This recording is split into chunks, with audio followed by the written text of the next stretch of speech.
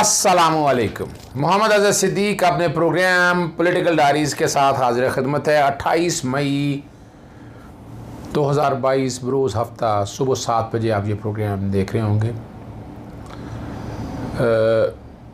मौजूदा हुकूमत पूरी प्लानिंग के साथ जो करना चाह रही है वो कर रही है। मेरे प्रोग्राम में आप ऑपरेशन रजीम चेंज से पहले के देख लें, मेरी स्पेसेस में गुफ्तगू सुन लें। मैंने 6 काम कहा था ये लोग करेंगे। सबसे पहला काम ट्रांसफ़र, पोस्टिंग और फंड लगाना, मखसूस इलाकों में तकसीम करना, अपने MP और MNAs को नवाजना, वो काम इन्होंने किया। फिर मैंने आपको कहा था कि इलेक्शन कमीशन अपनी मर्ज़ी का भरेंगे। उस वक्त तो नहीं पता था ना कि ये सारा अपोजिशन लीडर में क्या कुछ होना है, लेकिन वक्त के साथ साथ मैं चीज़ें आपको बताता रहा हूँ। फिर मैंने आपको ये भी कहा था कि चेयरमैन नैब, और आज मैं बताऊँगा चेयरमैन नैब के बारे में क्या कुछ हो रहा है। इलेक्शन कमीशन में जो कुछ हुआ वो मैं आपके सामने रख रहा हूँ। फिर अब ज़रा आगे चले जाएँ। केयर टेकर सेटअप भी अपनी मर्ज़ी का लगाएंगे ये, और जिस किसी ने भी ये मशवरा दिया कि सारे लोग मुस्ताफ़ी हो जाए और उसका फ़ायदा ये अब उठा रहे हैं। इस्तीफ़े उन्होंने मंजूर नहीं किए। मेरा ख़्याल है इन्हें असेंबली में वापस जाना चाहिए। असेंबली का महाज खाली नहीं छोड़ना चाहिए। सुबह असेंबली में आप लोगों के सामने ये चीज़ें सारी, नेशनल असेंबली का महाज खाली नहीं छोड़ना चाहिए। नवाज शरीफ लंदन में लंदन प्लान बना रहा है, इंटरनेशनल एस्टेब्लिशमेंट के साथ राब्ते में है। शहबाज शरीफ ये 13 हवारियों के साथ बैठकर लूट मार का टोटल प्लान अमल दरामद करने के हवाले से है और उस पर वो अमल दरामद करवा रहा है। सबसे पहले गुफ्तगू करते हैं खैबर पख्तूनख्वा से जस्टिस रिटायर्ड इकरामुल्लाह खान और पंजाब से बाबर हसन बरवाना इलेक्शन कमीशन के मेंबर मुकर्रर कर दिए गए। अब पार्लिमानी कमेटी बराए तकर्रर इलेक्शन कमीशन अरकान का या सादक की सदारत में इजलास हुआ और दोनों मेंबरान की तरक्की कर दी गई। जस्टिस इकरामुल्लाह खान का ताल्लुक़ सवात से है और बाबर हसन बरवाना का ताल्लुक़ पंजाब के ज़िला से है। और ये मकबूल जान साहब की एक ट्वीट है, वो मैं पढ़ देता हूँ। पंजाब सिलेक्शन कमीशन का नया मेंबर बाबर हसन बरवाना हब डेरा जब इस्माइल ख़ान में असिस्टेंट कमिश्नर था, वो इस गैंग का सरबराह था जो अफ़गानिस्तान से गाड़ियाँ स्मगल करके बेचते। गैंग में असलम बरवाना और हाजी अफसल शामिल थे, जिनके खिलाफ मॉडल टाउन थाना गुजरांवाला में FIR दर्ज हुई। वाह वाह, मैं नहीं कह रहा, ये जो उन्होंने बात की है वो मैंने आपके सामने रख दी है और उसका मकसद वजाहत के साथ मैंने आपको बता दी है। चीफ इलेक्शन कमिश्नर दो, अभी इलेक्शन कमीशन तो सारा ही तो आपके मुखालफ आ गया ना। राजा रियाज को अपोजिशन लीडर बनाया, किस मकसद के लिए बनाया? इस मकसद के लिए मैं तो पहले दिन से कह रहा हूँ। और ये सारी गुफ्तगू करने का मकसद क्या था? मुश्तरी होशियार भाषा आपको बताते रहना। अब मैं बताता रहा हूँ। अब मेरे ना कहिएगा, मैं जितनी कोशिश कर रहा हूँ मैं कोशिश कर रहा हूँ और मैंने ये चीज़ें सारी बताई हैं। अब इसी के साथ मैं फिर बताता चलूँ, इलेक्शन कमीशन के अंदर जो है, हाँ एक बार पहले बता दूँ बात आगे। इमरान खान साहब कोर कमेटी का इजलास जो है वो कल करेंगे पेशावर में, यानी आज करेंगे पेशावर में। वो फैसले होंगे। अब 6 दिन के बाद क्या हालात बनते हैं, किस तरह किस जगह बातें जाती हैं, सुप्रीम कोर्ट का तफसीली फ़ैसला आना है, फिर चीज़ें क्लियर होंगी। वहाँ से आप देख सकेंगे आगे हालात व वाक़यात क्या चल रहे हैं। और रात के प्रोग्राम में मैं बता दिया था कोई डील शील की बातें नहीं। डील वाले कुछ गारंटर अपने तौर पर आए हैं, लेकिन क्या वो गारंटियाँ अमल दरामद होती भी हैं या नहीं होती हैं, उस पर आगे बात होगी। अब चलते हैं आगे की तरफ, अगली गुफ्तगू की तरफ चलते हैं। और वो मामला है, ठीक है ना जी, पंजाब में जो लॉ ऑफिसर है ना, जो पाकिस्तान तहरीक इंसाफ और काफिले ने लगाए थे, 30 लॉ ऑफिसर्स को फारिग कर दिया गया। 29 वकला को लॉ ऑफिसर दोबारा तैनात कर दिए। 8 एडिशनल एडवोकेट जनरल हैं, 22 असिस्टेंट एडवोकेट जनरल हैं, सेक्रेटरी लॉ ने डी नोटिफाई करने का नोटिफिकेशन, दोनों सारा नोटिफिकेशन जारी कर दिया। वो बैकग्राउंड पे चलाने की ज़रूरत, सिर्फ बताने का मकसद है सियासी तौर पर ये सारा काम होता है। फिर मैं ले चलता हूँ इस्लामाबाद हाई कोर्ट में, जहाँ वकला को गैर कानूनी तौर पर हरासा करने वाला केस है। जस्टिस अतम मिनार साहब ने समाअत की, और एक कानूनी असम्बली होती है और गैर कानूनी असम्बली होती है। ये चीज़ सब के रिमार्क्स हैं। इस अदालत ने अच्छे तरीके से इंसाफ फराहम किया। रेड जोन में जाना गैर कानूनी था और जेड जोन को खाली कराना इंतज़ामिया का काम था। अदालत ने मुख्तलिफ अहकामात के साथ वो मामला निपटा दिया। और वहीं पर साबिक़ वज़ीर दाखिला शेख रशीद, जो वज़ीर आज़म के मामले ख़ुसूसी तैनात हुए, दरख्वास्त पर समाअत है, शेख रशीद ने किया। और इस पर उन्होंने कहा है कि समरी दोबारा जो है वज़ीर आज़म को भेज दिया है, और साथ उन्होंने कहा कि हमें जवाब जमा कराने का वक्त दिया जाए। वकील हनीफ अब्बासी, जो सज़ा याफ्ता लोगों ने पब्लिक ऑफिस होल्डर नहीं होना चाहिए, सज़ा याफ्ता लोगों को तो ख़ुद पब्लिक ऑफिस होल्डर नहीं होना चाहिए। ये अदालत एग्जेक्टिव मामले में मुदाखलत नहीं करती है। जस्टिस अतम मिनार साहब के रिमार्क्स हैं। वज़ीर आज़म ने अब तक क्या किया, अदालत का इस्तिग़फ़ार है। वज़ीर आज़म और वफाकी की बिना को समरी भेजी गई है, और अगर समरी गई है तो वज़ीर आज़म ने क्यों नहीं की, जैसा कि रिमार्क्स है। सुप्रीम कोर्ट का वाज़ेह फ़ैसला है, अदालत से सज़ा याफ्ता लोग, सज़ा याफ्ता जो लोग हैं, पब्लिक ऑफिस होल्डर नहीं बन सकते। अगर आपने पब्लिक ऑफिस होल्डर बनना है तो पहले अपनी सज़ा ख़त्म कराएँ। 2 जून तक मुलतवी इनकी ज़मानत है पेंडिंग। एफेड्रीन के कॉन्टेक्स्ट में वो कोर्ट के अंदर वो उसमें क्या करते हैं, आगे बड़ा अहम केस है। और बड़ी, मैं आप अंदाज़ा लगाएं, इरफान कादर साहब को ये अब पेश किया पाकिस्तान मुस्लिम लीग नून ने, जो वज़ीर आज़म के वकील बन के आए। देखें, मेरिट पे बातें करनी चाहिए। वो आकर वो जो जिस तरह की गुफ्तगू की, उनका क्या ताल्लुक था इस सारे केस के कॉन्टेक्स्ट में, वो क्या करने आ गए। यहाँ नज़र आ रहा है कि माफियाज है अपने आप को बचाने के लिए क्या रास्ते बना। मैं आगे चलने से कबल कुछ सिकंदर जुल्करनैन सलीम, जो मनी लॉन्ड्रिंग के केस हैं, FIA के, सॉरी हवाला सारा जो 40 अरब के करीब, 22 अरब के करीब के हैं, उसमें प्रोसिक्यूटर तैनात किए गए थे। 16 फरवरी को तैनात किया था, और उनकी सारी हाज़िरियाँ मौजूद हैं 18 तारीख से लेकर और 10 अप्रैल तक। 10 अप्रैल को जब उन्हें टेलीफोन के ज़रिए हटाने की बात की, वो दरख्वास्त मैं चला रहा हूँ, मैं वो भी दरख्वास्त चला रहा हूँ सिकंदर जुल्करनैन से।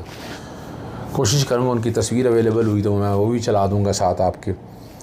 और 10 मई को फिर उन्होंने चिट्ठी लिखी कि जनाब हमें बताया जाए कि मैं प्रोसिक्यूटर हूँ या हटा दिया गया। वो मैं चिट्ठी भी चला रहा हूँ जो इनकी तरफ से गई है। सुप्रीम कोर्ट के सामने गलत बयानियाँ की हैं, लेकिन ये हक़ाइक़ वहाँ सारे हैं। मेरी चूँकि ख़ुद सिकंदर जुल्करनैन सलीम से बात हुई है, ये डाटा जो मैं शेयर कर रहा हूँ मैंने उन्हीं से डाटा लिया है। मैंने रिक्वेस्ट करके, वो नहीं जाना चाहते थे, मैंने उनसे रिक्वेस्ट करके ये डाटा लिया ताकि आप तो बता सकूँ कि ये ऐसे नहीं है।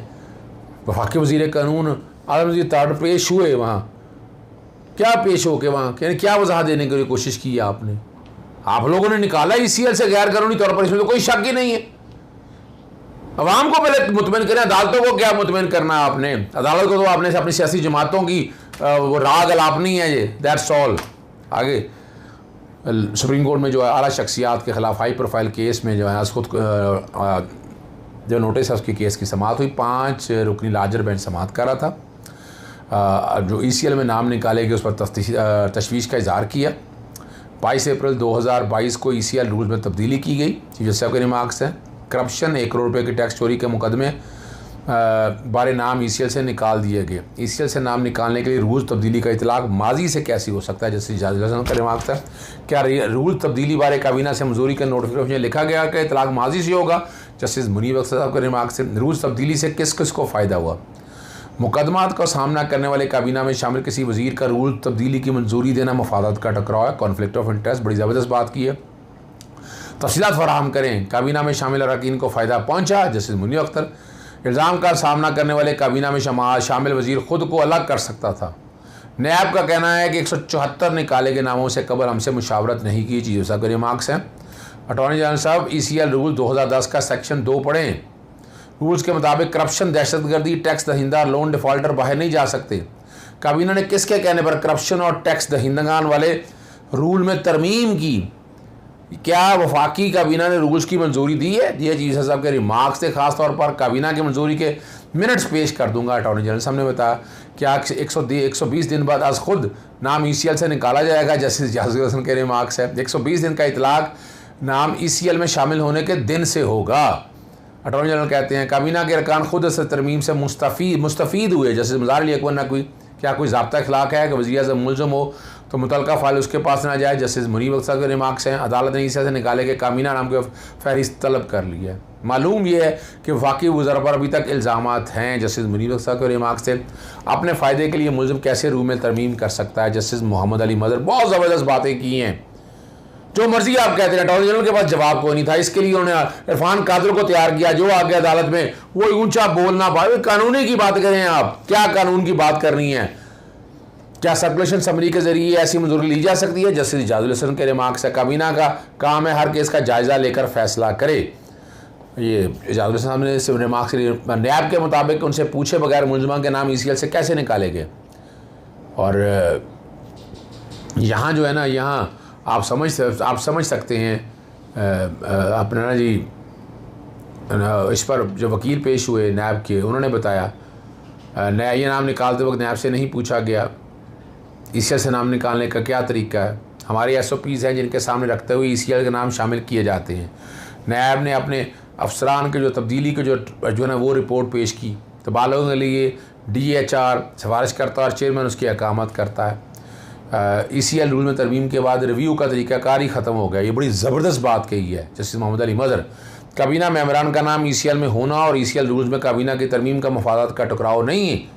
जैसे मज़ार अली अकबर नकवी साहब को देख लेते हैं कि वो मेंबरान जिनके नाम ECL से निकाले गए हैं वो तरमीम कमेटी में इजलास में मौजूद थे या नहीं। ये अटॉर्नी जनरल के रिमार्क्स हैं। और वज़ीर कानून आज़म नज़ीर तारड़ ने ECL रूल्स में तरमीम की तजवीज़ की थी, ये अटॉर्नी जनरल ने बताया। आज़म तारड़ जिस शख्स के वकील थे उसको फ़ायदा बचाया, ये हकीकत है। आप क्या कहते हैं? आप वकील थे उन सब के। वज़ीर कानून, देखिए आप वकील होना अपनी जगह पर मौजूद है, लेकिन आप वज़ीर कानून के तौर पर आप ये काम नहीं कर सकते जो आपने काम किया। फिर आप TV चैनल्स पे कहते हैं कि नहीं मैं मुझसे पूछा नहीं। आपसे क्या पूछना है? फिर मफादात का टकराव है, आपने सियासी जमातों को देखना है। असूलों पे बात करें आप। ये क्या तरीक़ाकार अपना करके EC रूल में तरमीम की जा सकती है? EC रूल में तरमीम के तरीक़ाकार से मुतल्लिक रिपोर्ट जमा कराई जाए। फ़िलहाल हुकूमत के ECL रूल से मुतालिक फैसला कलअदम करार नहीं दे रहे। कानून पर अमल के लिए कुछ कवायद ज़वाबित ज़रूरी हैं। इंतज़ामिया के मामलों में मुदाखलत नहीं करना चाहते। रियासत के खिलाफ कार्रवाइयों पर सुप्रीम कोर्ट कार्रवाई करेगी। वज़ीर आज़म और वज़ीर आला पंजाब के केस में FIA अफसरान के तबादले से मुतल्लिक रिपोर्ट पर बहस। FIA रिपोर्ट से तासुर मिला कि बहुत से मामलों को गैर संजीदा इक़दाम के ज़रिए कवर किया गया। 13 मई को सिकंदर ज़ुल्करनैन समेत FIA प्रोसिक्यूटर को मुअत्तल किया है। मैंने तफसीलात शुरू में बता दी हैं जस्टिस जाजुल हसन के हवाले से। बज़ाहिर FIA प्रोसिक्यूटर को केस को 2 समातों में पेश होने की बुनियाद पर मुअत्तल किया। हालांकि ये गलत बात है, मैं सबूत पेश कर चुका हूँ, बिल्कुल ऐसा नहीं है। सिकंदर ज़ुल्करनैन हर तारीख में रिकॉर्ड से दे रहे हैं, अटेंडेंस शीट से चेक कर लें, बिल्कुल गलत बात है। वजह है वो मेरिट पे था और मेरिट पे सिकंदर ज़ुल्करनैन जैसा प्रोसिक्यूटर इनके लिए मसाइल पैदा कर सकता है। इन्हें आपकी मर्जी का बंदा चाहिए था वहां पर। क्या जिन समातों पर पेश होना प्रोसिक्यूटर का हुकूमत के क़याम की बात की थी? क्या आपने प्रोसिक्यूटर ये कहा कि आप पेश होना हो वरना आप फारग हैं? ये रिमार्क्स हैं। प्रोसिक्यूटर को तब्दील करने के लिए हक़ाइक़ को तोड़ मरोड़ कर पेश किया गया। इन्वेस्टिगेशन अफसर को भी बीमारी की वजह से तब्दील किया और इन्वेस्टिगेशन अफसर तब्दील होने के बाद जो है ना तब्दील हुआ। DG FIA को ज़ाती हैसियत में तलब कर लिया है। डायरेक्टर लॉ ऑपरेशन है उस्मान गोंदल भी रिकॉर्ड समेत तलब है जी, और केस की समाअत की मुलतवी कर दी है। और प्रोसिक्यूशन टीम बज़ाहिर मुकदमे की कार्रवाई रोकने के लिए तब्दील की गई। आर्टिकल 248 वज़रा को फौजदारी कार्रवाई से इस्तिस्ना नहीं देता।